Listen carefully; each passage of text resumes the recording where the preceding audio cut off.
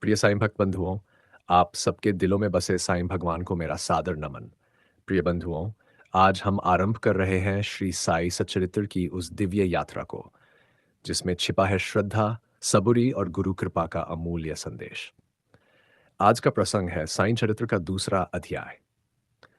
आज हम इस अध्याय में वर्णित बाबा की लीलाओं के साथ-साथ ये भी समझेंगे कि साईं बाबा हमें उन लीलाओं के माध्यम से क्या संदेश देना चाहते थे।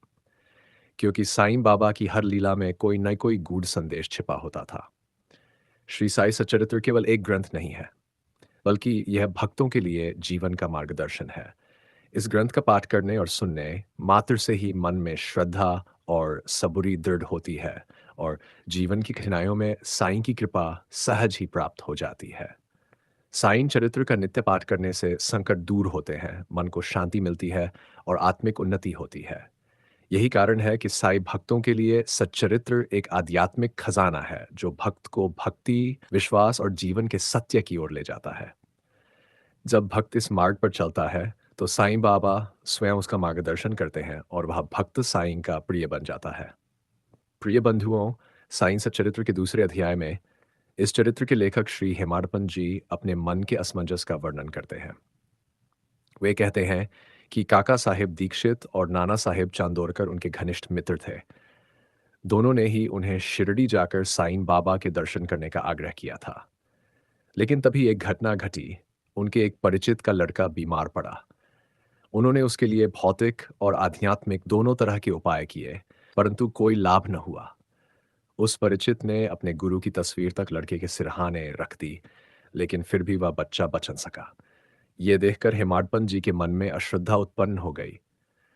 वे सोचने लगे, जब गुरु ही अपने शिष्य को बचाने में असमर्थ है, तो ऐसे गुरु की क्या उपयोगिता? यदि अपना ही कर्म काम करता है, तो गुरु जैसे तीसरे तत्व की आवश्यकता ही क्या है? ऐसा विचार कर उन्होंने शिरडी जाने का विचार ही त्याग दिया। इसी बीच प्रांत अधिकारी और परम साईं भक्त नाना साहिब चांदोरकर वसई के दौरे पर थे। वे दादर स्टेशन पर गाड़ी का इंतजार कर रहे थे। उन्हें वसी की गाड़ी पकड़नी थी, परंतु संयोग से उनके सामने बांद्रा की गाड़ी आ गई और वे उसमें बैठकर बांद्रा पहुंच गए। वहां उनकी मुलाकात हेमाडपंत जी से हुई। नाना साहिब ने जब सुना कि हेमाडपंत ने शिरडी जाने का विचार छोड़ दिया है, तो उन्होंने उन्हें बहुत समझाया। उनके तर्क भी हेमाडपंत को उचित लगे और उन्होंने पुनः शिरडी जाने का निश्चय कर लिया। अब जब हेमाडपंत शिरडी जाने के लिए दादर स्टेशन से मनमान स्टेशन की गाड़ी पकड़ने वाले थे, तो एक और अद्भुत घटना घटी। डिब्बे में एक युवक आकर उनसे उनकी यात्रा का विवरण पूछने लगा। बातों बातों में उसने बताया कि मनमान की गाड़ी दादर से नहीं बल्कि बोरीवली से निकलती है। हेमाडपंत जी कहते हैं, यदि ये छोटी सी घटना न घटी होती तो मैं फिर से कुशंकाओं में पड़ जाता और शायद शिरडी पहुंच ही न पाता। शिरडी पहुंचने के प्रथम ही दिन बाला साहेब के साथ उनकी गुरु के विषय में बहस हो गई। हेमाडपंत का मत था, अपनी स्वतंत्रता किसी और के हाथों क्यों सौंपे? जब कर्म ही प्रधान है तो हर व्यक्ति अपने पूर्ण प्रयास से अच्छे कर्म करे और आगे बढ़े। गुरु करता ही क्या है? गुरु तो स्वयं सुख निद्रा में लीन रहता है। दूसरी ओर बाला साहेब प्रारब्ध के पक्षधर थे। इस प्रकार दोनों में विवाद चल रहा था। जैसे ही हेमाडपंत टांगे से उतरे, उनके मन में बाबा के दर्शन की तीव्र इच्छा हुई। उसी समय मस्जिद से लौटते हुए बाबा के परम भक्त तात्या मिले। उन्होंने कहा, बाबा अभी मस्जिद के द्वार पर ही खड़े हैं।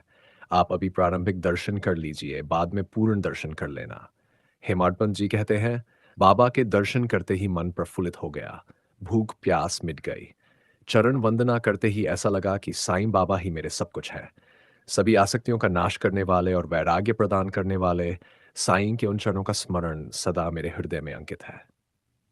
अगले दिन जब सभी लोग मस्जिद में गए, तो बाबा ने काका साहेब को संबोधित कर पूछा, किस विषय पर विवाद हो रहा था? फिर हेमाडपंत की ओर दृष्टि डालते हुए कहा, इस हेमाडपंत ने क्या कहा? हेमाडपंत आश्चर्यचकित रह गए। वे सोचने लगे, बिना अंतर्यामी हुए ये बात बाबा को कैसे ज्ञात हो सकती है? और उन्होंने मुझे एक नए नाम से भी पुकारा। श्री हेमाडपंत कहते हैं कि बाबा की जीवनी लिखने की अनुमति मांगने की उनकी हिम्मत न हुई। इसलिए उन्होंने बाबा के परम भक्त माधवराव, जिन्हें शमा कहा जाता था, से सहायता मांगी। जब शमा ने बाबा से कहा कि ये आपकी जीवनी लिखना चाहते हैं।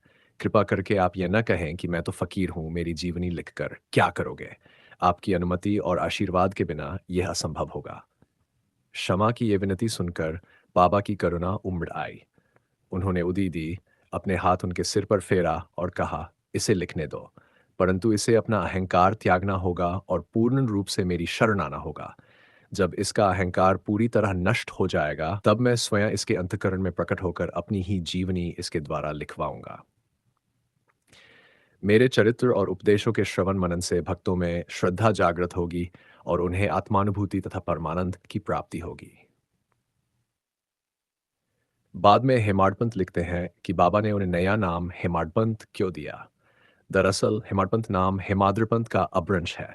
हेमाद्रिपंत देवगिरी के राजवंश के विख्यात मंत्री थे स्वतंत्र, जो प्रचंड विद्वान थे और कई महान रचनाएं कर चुके थे। बाबा ने संभवतः उनके अहंकार को तोड़ने के लिए ये नाम दिया था कि कहाँ वो महान विद्वान और कहाँ मैं मंदमती, या फिर संभवतः उनके वाक्चातुर्य को देखकर बाबा ने ये नाम दिया। अंततः हेमाड पंत जी कहते हैं कि अब उनके मन में गुरु को लेकर कोई विवाद नहीं बचा था और इसी प्रकार उन्होंने श्री साईं सच्चरित्र का लेखन प्रारंभ किया। बंधुओं, भगवान राम और श्री कृष्ण तक को गुरु की आवश्यकता पड़ी थी। तो फिर हम और आप कैसे कह सकते हैं कि गुरु के बिना कुछ संभव है? गुरु तत्व जन्म से ही हर कदम पर किसी न किसी रूप में हमारा मार्गदर्शन करता है, पर हम अक्सर उसे समझ नहीं पाते। और इस युग में साईं बाबा जैसा समर्थ गुरु न हुआ है और शायद न होगा। दूसरे अध्याय का यही सारांश है, आप बाबा के इस चरित्र को अधिक से अधिक लोगों तक पहुंचाएं। ओम साईं राम।